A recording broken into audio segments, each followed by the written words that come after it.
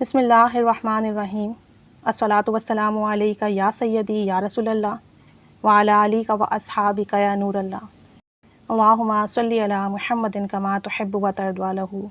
درود شریف کا یہ واقعہ مجھے ایک سسٹر نے سینڈ کیا تھا، ثواب کی نیت سے شیئر کر رہی ہوں۔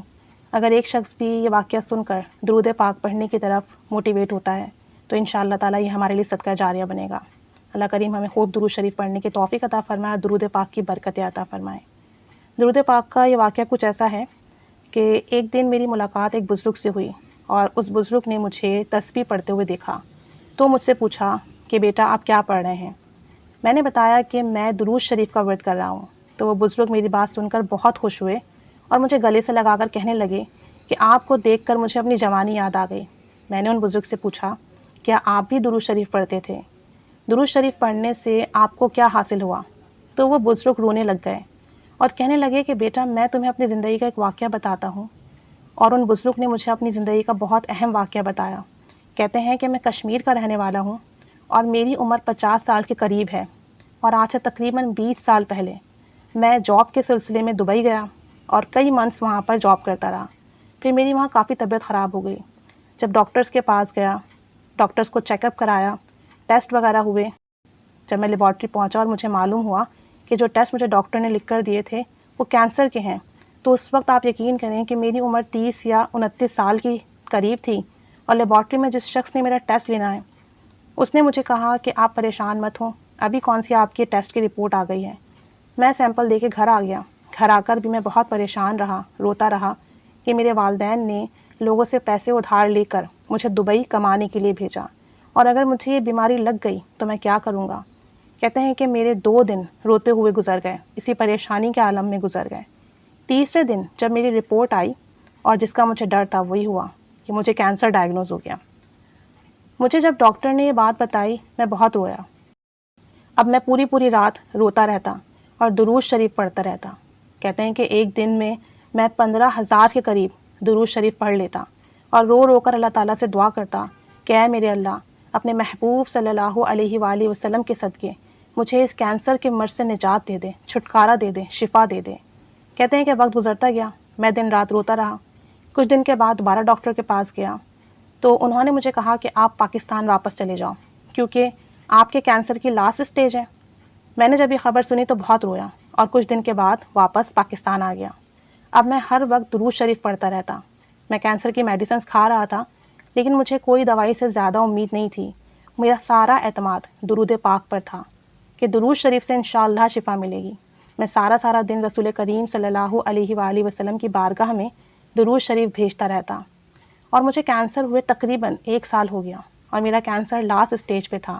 میں درود شریف پڑھتا رہتا، دعائیں کرتا رہتا کہ اللہ کریم مجھے نبی رحمت صلی اللہ علیہ وآلہ وسلم کے صدقے سے صحت یاب کر دے اور میرے بچوں کو یتیم ہونے سے بچا لیں۔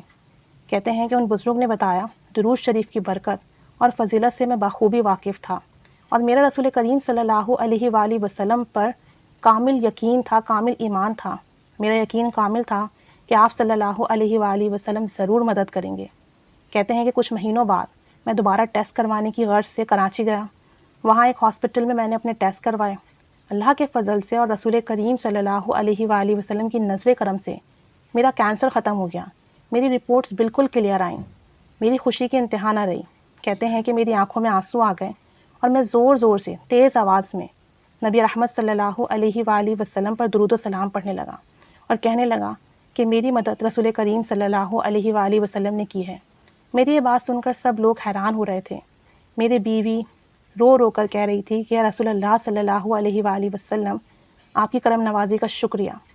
ان بزرگ نے مجھے بتایا کہ جب میں واپس اپنے گھر پہنچا تو گھر والے سب خوشی سے پاگل ہو رہے تھے۔ سب گھر والے اونچی آواز میں درود و سلام پڑھ کر رسول کریم صلی اللہ علیہ وآلہ وسلم کا شکر ادا کر رہے تھے، ان کے احسان کا شکریہ ادا کر رہے تھے۔ اگلے دن نیکسٹ ڈے میں اپنی رپورٹ دکھانے اپنے پہلے والے ڈاکٹر کے پاس پہنچا۔ ڈاکٹر نے جب میری رپورٹ دیکھی تو اسے کینسل کر دی اور کہا کہ یہ صحیح نہیں ہے، یہ رپورٹ صحیح ہو ہی نہیں سکتی۔ میرے 30 سال کے کیریئر میں نے ایسا نہیں دیکھا کہ رپورٹ جو ہے چینج ہو جائے، لاسٹ اسٹیج کا کینسر ڈائگنوز ہوا ہو اور بندے کا کینسر ختم ہو جائے۔ وہ کہنے لگے کہ آپ دوبارہ ٹیسٹ کروائیں، یہ رپورٹ صحیح نہیں ہے، اور انہوں نے مجھے دوبارہ ٹیسٹ کروانے کے لیے بھیج دیا۔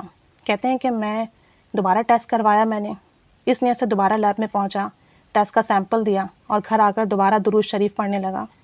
درود شریف پڑھتے پڑھتے میری آنکھ لگ گئی اور مجھے ایک بہت ہی پیارا خواب آیا جس میں مجھے بتایا جاتا ہے کہ درود شریف کی برکت سے ہم نے تیرے کینسر کو ختم کر دیا۔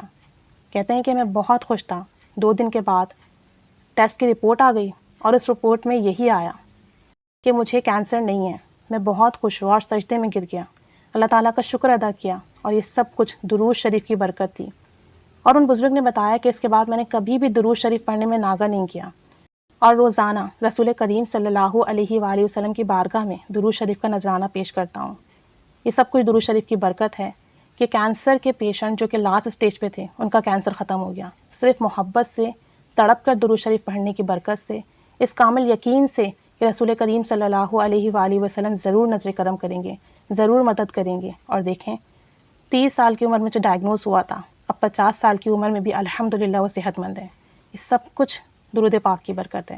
کامل یقین سے پڑھیں، محبت سے پڑھیں، توجہ سے پڑھیں، اعتماد سے پڑھیں، انشاءاللہ تعالی ضرور نظر کرم ہوگی۔